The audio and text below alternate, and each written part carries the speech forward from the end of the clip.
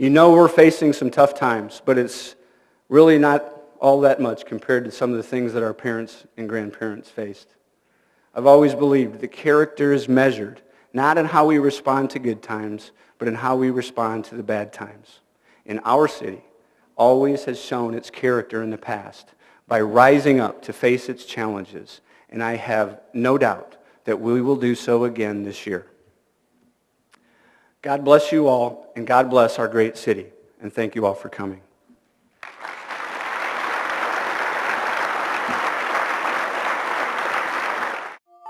Do you know who we are?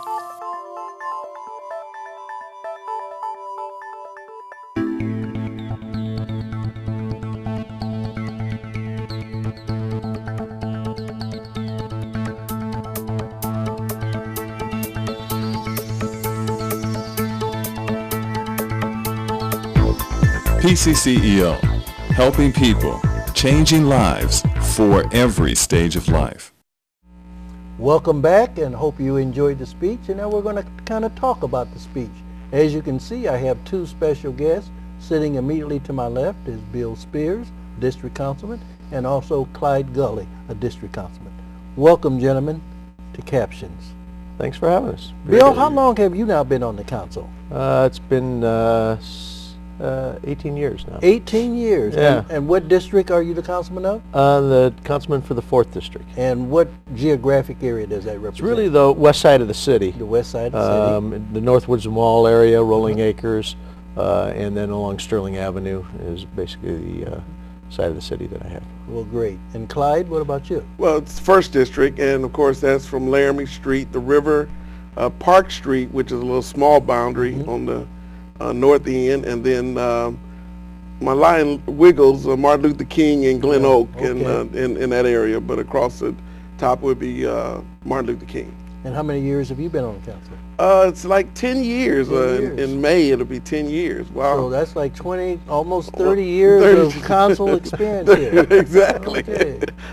Well, from your perspective, doesn't mean we get wiser, Eddie. Yeah, right. Well, I understand that, but anyway, what do you think the state of the city is at this time? And as it relates to the mayor's comments, are there any things that you think that you would emphasize in terms of what you think some of the real issues facing our community and or facing you as a council person?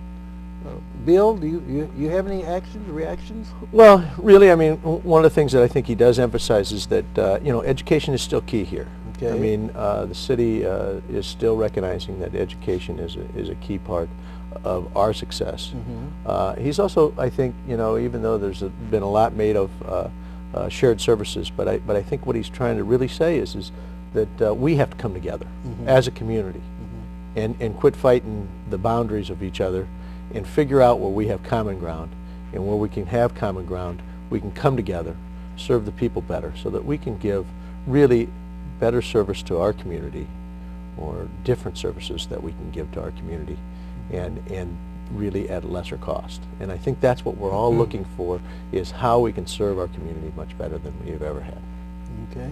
And what about you, Clyde? What are your thoughts? Well, I echo those thoughts, but at the same time, we noticed that there was some emphasis put on doing things differently. And I think those things came out of the speech, where he put forth ideas on some things that we could do differently. Well, what Bill was talking about was more of, combined services. That specifically is speaking to the county and the city. But then there's other things that we could do internally as far as structure and restructuring. We keep talking about the restructuring plan, what that will look like, what could that do for the city. That's one thing that we've talked about, but we haven't implemented it. And so I think that's something that's kind of important for us to look at this time with the current budget challenges.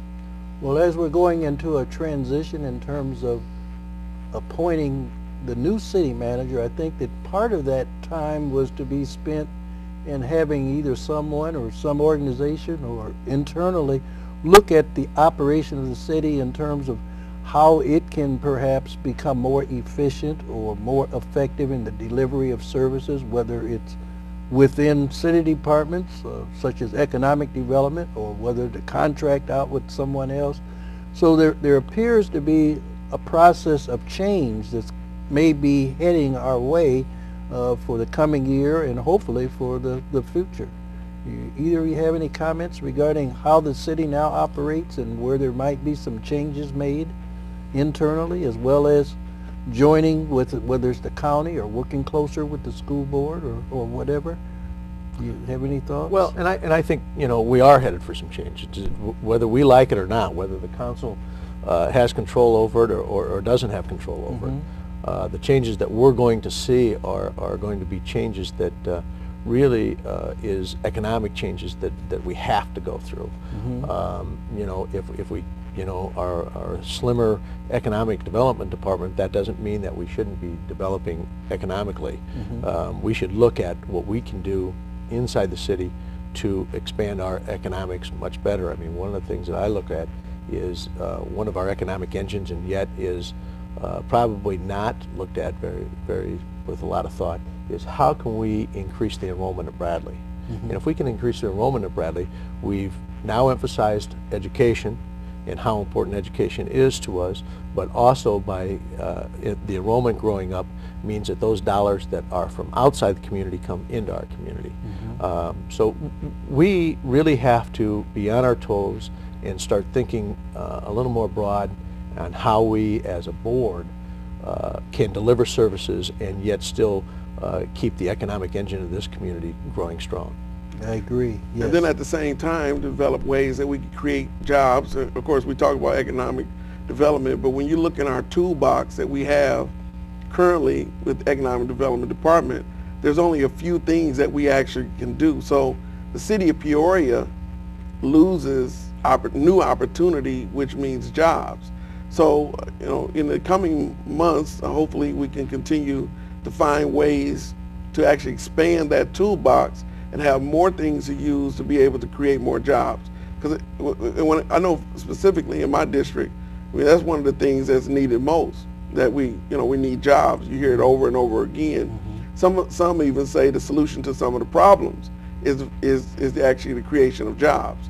So, you know, we continue to think that specifically in the Economic Development Department, if we can expand that toolbox and have more things to offer businesses, maybe not so much offer, just change the way we, you know, put that forward so that we can have the end result of having an increase in jobs. I think that does well in helping us to balance the budget because it helps us to build our tax base. And I think the key, having been a past council person, is having a business-friendly climate where businesses feel that they can make a profit here and find things to sustain and support their business, as far as existing businesses, and also being attractive enough where new businesses can get started.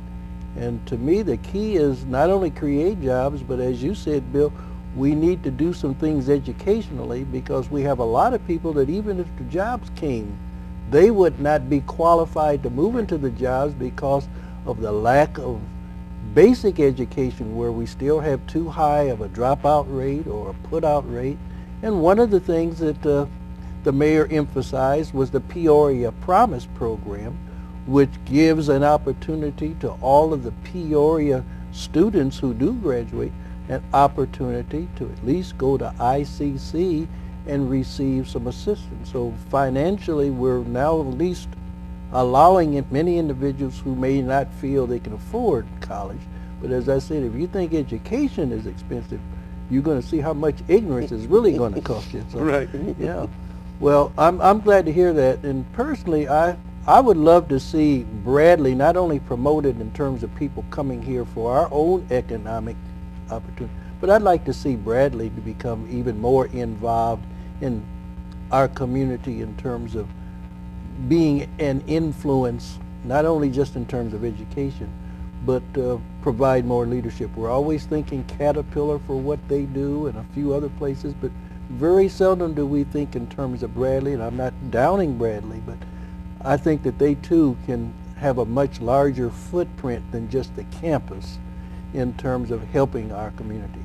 our medical facilities have certainly expanded, and that's a real economic generator as well as a real health basic issue. What were you going to say? I was just going to say I've been working with Bradley on a few things, and you know, I had to say in the most recent years they have been more involved. I know we did some things that are small, but they're large as far as, you know, the race relations. They got involved with that. You know, the different things that we were doing on choice neighborhoods. Bradley came to the table and was participant in trying to do some things that are more community based. But at the same time, you know, as Bill was suggesting, it really would be great that, you know, Bradley would expand and cover the entire first district. That would be okay. But, you know, something, you know, very, very large. I think they've done some small things that are different than in the past, but we see some progress forward. Okay. And I'd just like to say, I mean, you know, Bradley is a great institution, and they've been there for years and have been a really Peoria stable. ICC, fantastic. Let me tell you, I just had a son that graduated last spring from ICC. He's now up in Chicago, going to the University of Illinois in Chicago, and he's doing excellent. So, you know, you can't ask for a better education than what was offered to him at ICC. So just my plug for ICC and how well that they do. The other is as we talk about economic engines, I mean, just recently we had the different shopping centers, the owners of the different shopping centers in town, and really as we have gone through some tough times economically, and everybody has seen some of those cutbacks, we have seen some expansion in the shopping centers to where a lot of the shopping centers are full, and their businesses are thriving through these tough times. We just got to get over these tough times, look forward, and see what we can do to make Peoria a better community as we look forward. I agree, and having experienced both as a taxpayer in Peoria as well as a council person, I think that sometimes the expectations of our citizens go beyond what they're willing to pay if they don't want to take the responsibility themselves in terms of being accountable and being responsible, and always turning to government to solve all the problems, from behavioral problems such as our kids and our curfew, which I'm certain that the two of you along with me, our curfew wasn't established by an ordinance or a policeman, but by a person called mom or dad or grandma or whoever it was. Right. You know, and but today we want government to remove the snow within 24 hours, whereas we used to have to get out with our shovels and do things and that type of thing. And whatever we ask requires money, and we are faced with some real deficits in our community. Yeah, things have really changed. I think the expectations, and I think that really lends itself to where we're going to be in the future, that the expectations of the community has to change. I think we budget based on expectations. You know, people expect certain things, and now things that you used to have may not be something that be in the budget, I would say. Well, what do you think the biggest challenge is going to be as we continue on in the year 2011 in terms of, do you see any unusual kinds of things that may happen, or do you think that we're prepared as a city to address most of the basic services and Well, I'll start things? on that, and maybe Bill can give you his knowledge. I think for me, the thing that is very challenging is not really knowing what we will have. The trends seem to change. We can project what it's going to be and find out it's not what we thought it was going to be. Yes. I mean, I wish we can project that we're going to have a 15% increase, but we don't know that. To me, that's a challenge. Okay. Well, just like we did know recently that we were going to have that blizzard and a snowstorm, which had a major impact on many municipalities, and I'm certain ours, in terms of additional costs and unexpected costs. Things like that, you really can't budget for. Right, we didn't budget for that, Right. for the 20 inches, but I think we'll be fine.